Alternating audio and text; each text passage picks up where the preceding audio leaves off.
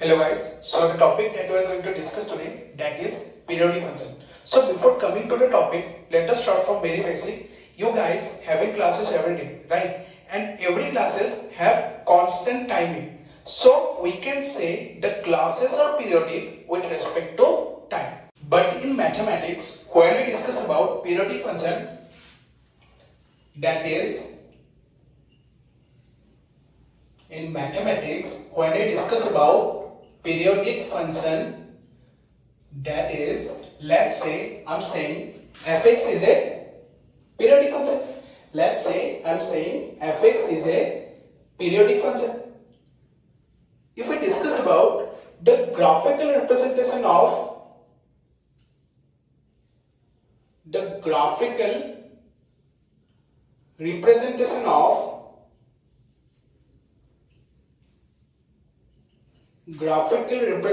of periodic function, then the graph will look like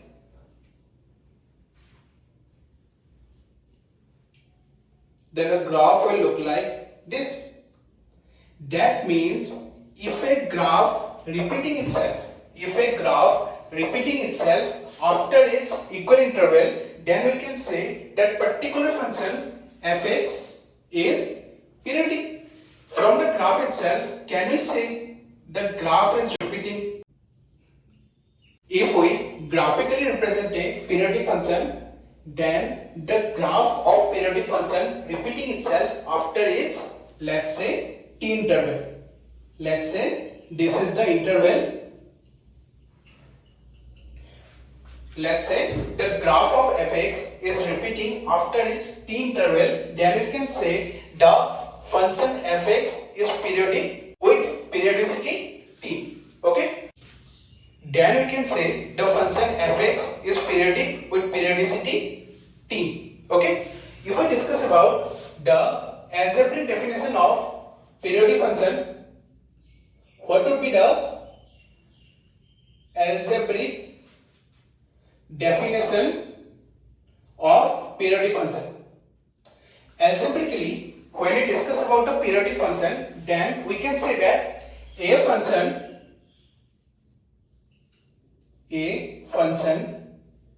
fx is periodic.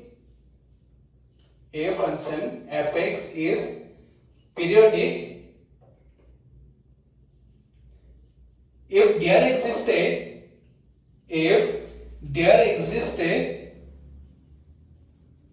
positive number t such that f of x plus t equal to fx for all x in its domain. So algebraic definition of periodic function is nothing but a function fx is periodic if there exists a positive number t which is greater than 0 such that f of x plus t equal to fx for all x in its domain. Okay? Let us discuss about the graph of fx equal to sin x. Let's say consider fx equal to sin x. Then we all know the behavior of fx equal to sin x will look like this, right? The behavior of graph fx equal to sin x will look like this, right? So can we say that the graph of fx equal to sin x repeating itself after its 2 pi interval? From the graph itself, can we say that the graph of fx equal to sin x repeating itself after its 2 pi interval? Or can we say that the graph is repeating itself after its 4 pi interval?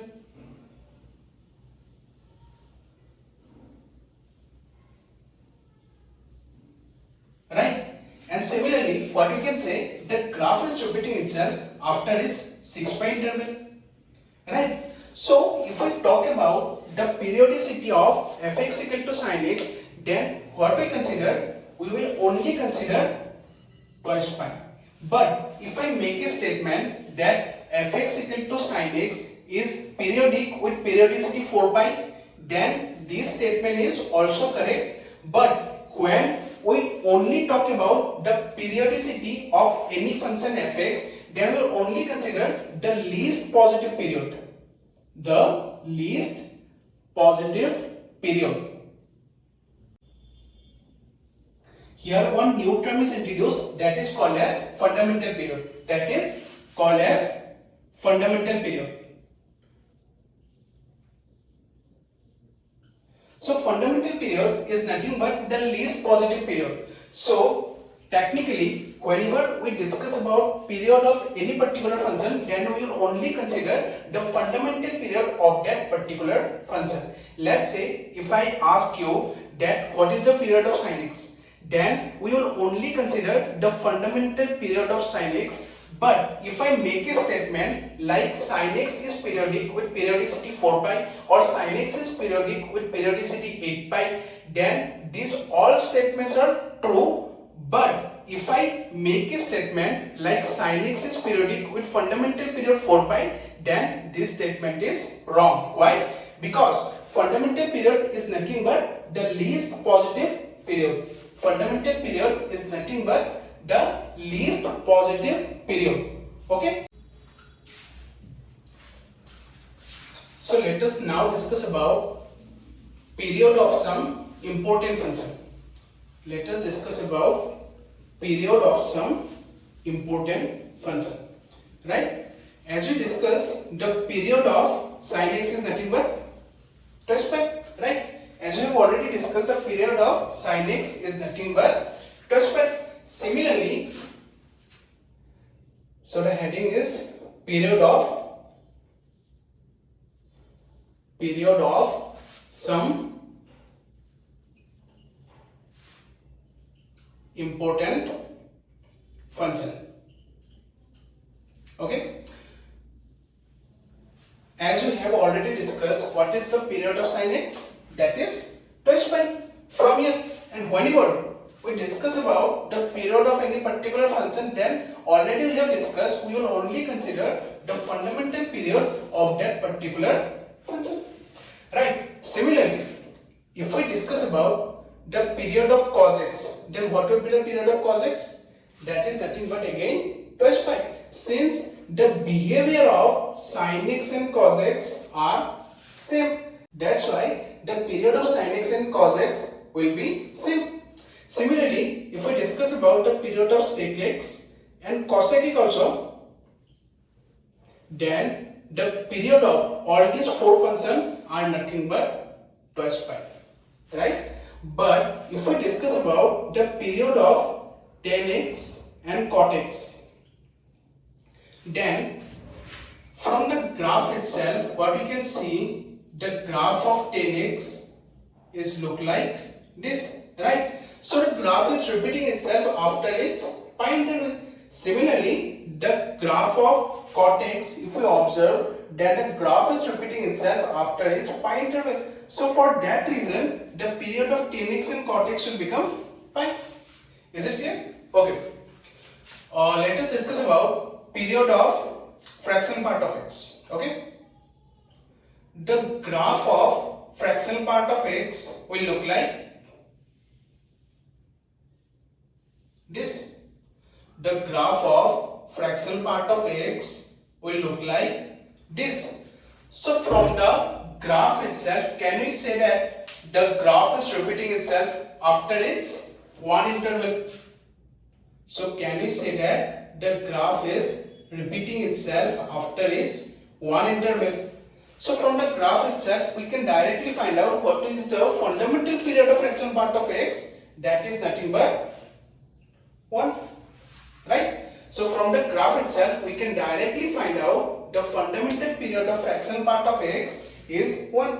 Again, if we make a statement that fraction part of x is periodic with periodicity 3 or with periodicity with any integral value, then all those statements are true.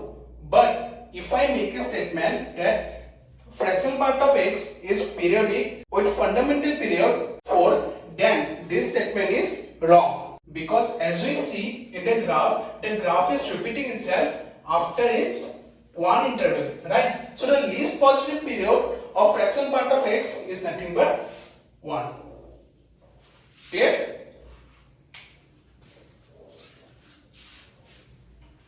Okay, let us discuss about the greatest integer function of x. Okay, as we all know, the graph of greatest integer function of x will look like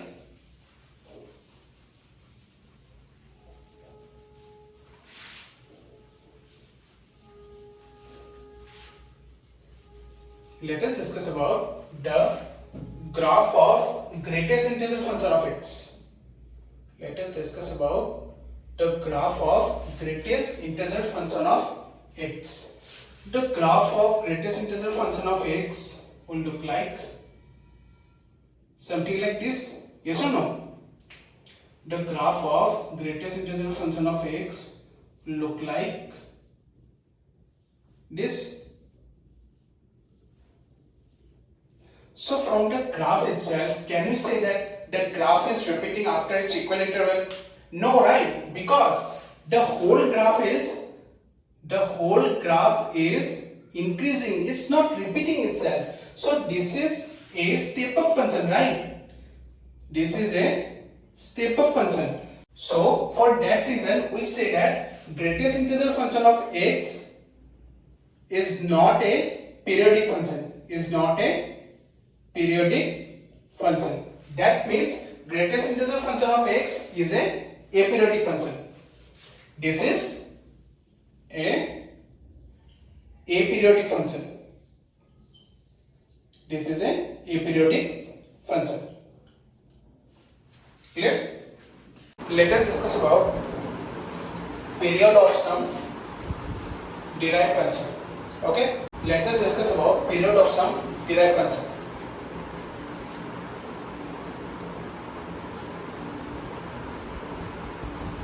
Okay, let's say I'm saying right now we have to find out what is the period of sine to the power nx. Let's say I'm asking you have to find out what is the period of sine to the power nx, cos to the power nx,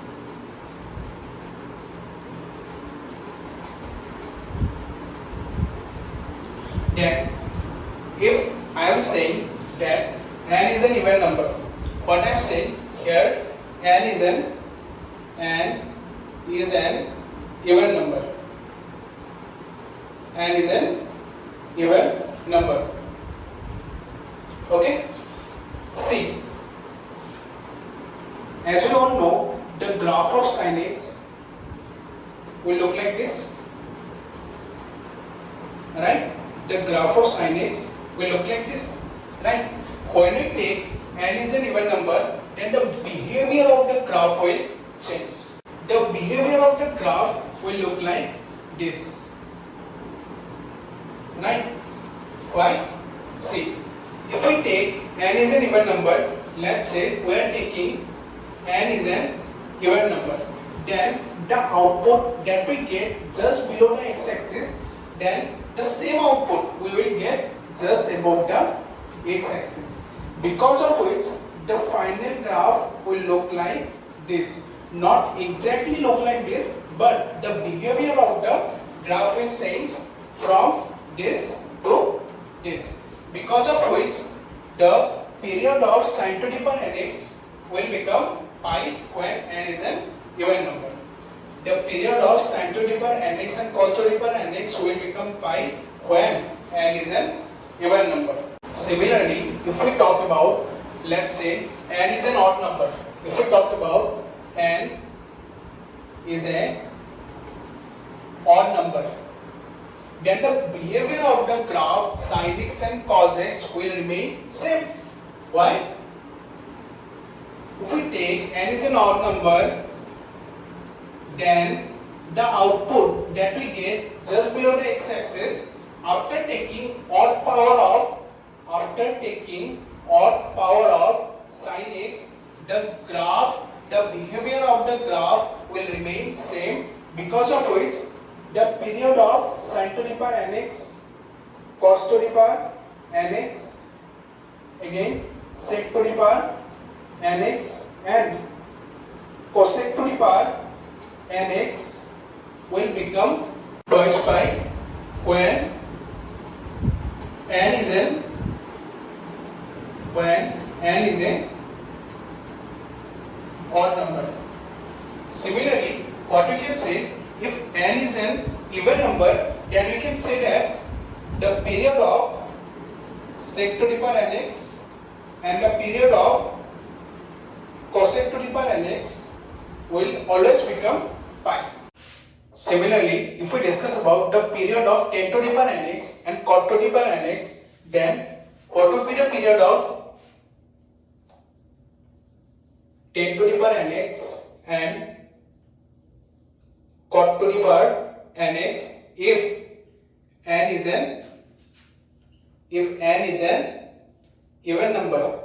Okay, as you all know, the graph of tan x will look like this, right? So if we take n is an even number, then the behavior of the graph will change from this to this, right?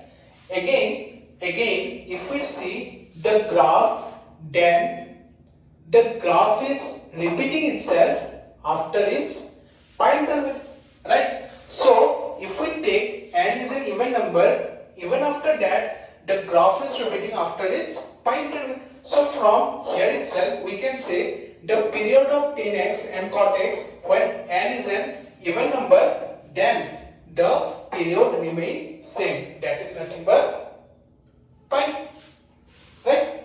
Similarly, if we take n is an odd number, then also the behavior of the graph will look like the same. So from here itself what we can conclude, that no matter, even if we take n is an even number or even if we take n is an odd number, the period remains same. That means here again the period will become pi, no matter if we take n is an even number or n is an odd number. Clear? Similarly, if we discuss about the period of mod of sin x, mod of cos x, mod of sec x, mod of cosec x, mod of tan x and mod of cot x, then what would be the period? Let's say we are discussing about mod of sin x, period of mod of sin x, period of mod of cos x, period of mod of sec x, period of mod of cosec x, period of mod of tan x and period of mod of cot x. Okay, so as you all know, the graph of sin x will look like this, right? The graph of sin x will look like this. But if we take modulus function on sin x, then the output that we get just below the x-axis, we will get just above the x-axis, because of which the period of sin x, cos x, sec x and cosec x will convert from twice pi to pi. The period of sin x, cos x, sec x and cosec x will convert from twice pi to pi. Similarly, if we discuss about the graph of tan x, it will look like this. When we apply modulus function on tan x and cot x, then the output that we get just below the x-axis, we will get the output just above the x-axis, because of which the period remain same. That is, the period of mod of tan x and mod of cot x will become same even after applying modulus function. Let us discuss about properties of periodic function. Let us discuss about properties of periodic function. So the first property is inverse of periodic function doesn't exist. So our first property is inverse of periodic function doesn't exist. Why? As we all know, the inverse of a function will only possible when the function is invertible. That means, what I am saying, inverse of a function will only possible when the function is invertible. Right? That means the function should be 1, 1 and 1, 2. Let's say this is a periodic function. Okay? Let's say this is a periodic function. So, if we draw a horizontal line, which is parallel to x-axis, it cuts the graph more than 1 point. Yes or no? It cuts the graph more than 1 point. So from the graph itself, what we can say, that the inverse is not possible, because from the graph itself we can directly see this function is many one, right? In multiple inputs, it give a constant output. Let's say this is 1. Okay? Then for multiple inputs, it give a constant output, that is 1. Because of which the inverse of periodic function doesn't exist, because if we draw a horizontal line, then it cuts the graph more than 1 point. Because of which the function is no more 1, 1. The function will become many 1. But still, some of you have doubt, right? That why we define the inverse of sin x then? In case of sin x, as we all know, the graph of sin x will look like this, right? And sin inverse x is also defined, right? Then, since sin x is a periodic function, but even after that, how can we define the inverse of sin x, right? So, in case of sin x, what we will do? We will restrict the domain from minus pi by 2 to pi by 2. Okay? In case of sin x, we will only see the portion which is lying between from minus pi by 2 to pi by 2. Then only what we can say, that the inverse of sin x will exist when we restrict the domain from minus pi by 2 to pi by 2. Now, if we draw a horizontal line, then it will only cut the graph only in 1 point. So now the graph of sin x will become 1, 1 when we restrict the domain. Our second property is constant function. Our second property is constant function are always periodic with no fundamental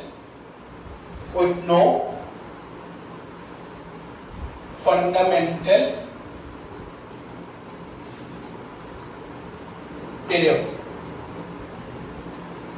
Constant function are always periodic with no fundamental period. Let's say I am saying fx equal to k is a constant function. Then the graph will look like fx equal to k is this, right?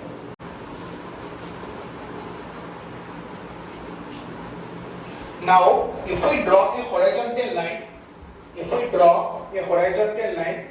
then it will perfectly align with the graph fx equal to k. If we draw, let's say this is the graph of fx equal to k. After that, if we draw a horizontal line, it will perfectly align with the graph fx equal to k. That's why we can see the graph is repeating, or we can say that the graph is repeating in every point, right? We can say that the graph is repeating in every point, but here in this case, we cannot find a particular point. We cannot find a particular point where it is repeating, or we can say that this is the least period, because of which we cannot define fundamental period in case of constant function, because of which we cannot define the fundamental period in case of constant function. Why? Because here in this case, can we define a particular point or smallest point after which the graph is repeating itself? No, right? Because of which we can say we cannot define the fundamental period in case of constant function. Our third property is, that is, if fx has period t1, then 1 by fx and root fx also has period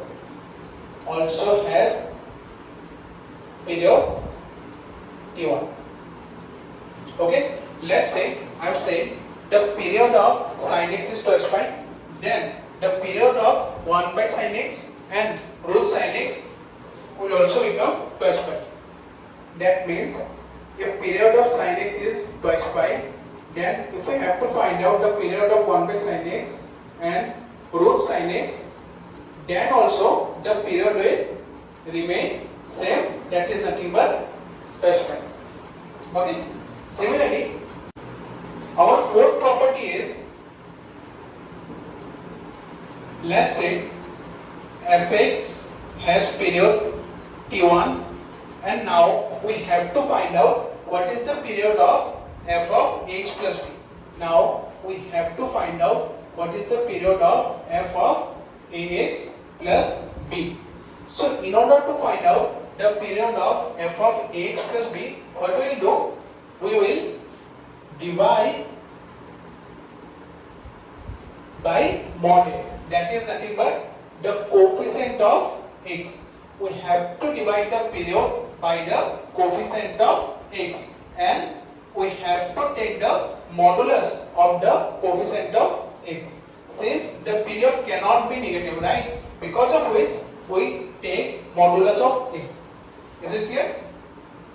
Our fifth property is, let's say fx has period t1 and gx has period t2.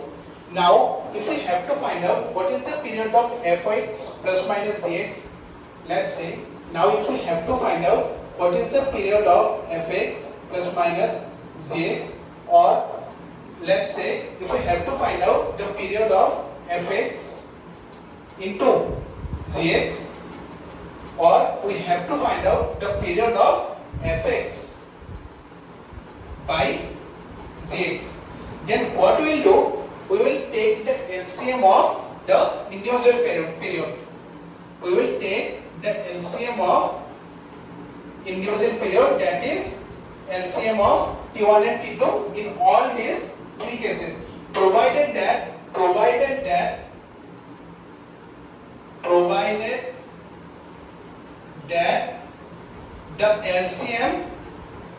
the LCM of fx and gx exist. Provided that the LCM of fx and gx exist. So our last but not the least property is,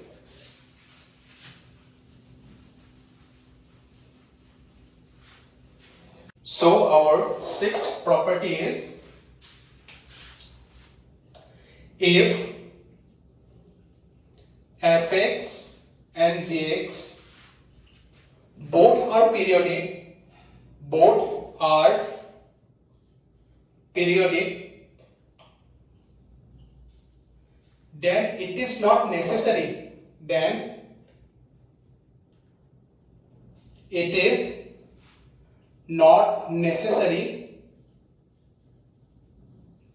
that fx plus gx is always periodic. Let's take an example. Let's say we consider fx as sin x and gx as fraction part of x. Okay, so technically what we have to do, First, we have to find the period of sin x individually, that is nothing but 2 pi, and we have to find the period of fraction part of x individually, that is nothing but 1, right? After that, in order to find out the period of fx plus gx, what we will do? We will take the LCM of fx, we will take the LCM of period of fx and gx, right? The period of fx is nothing but twice pi. The period of fx is nothing but twice pi, and the period of gx is nothing but 1. So if we have to find out the period of a irrational number and rational number, can we find out the LCM of a irrational number and rational number? No, right? So for that reason, this is an aperiodic function. This is an aperiodic function. So from here, what we conclude, if fx and gx both are periodic, it is not necessary that fx plus gx are always periodic. Fx plus gx can be aperiodic also, even if they are individually periodic. Thank you.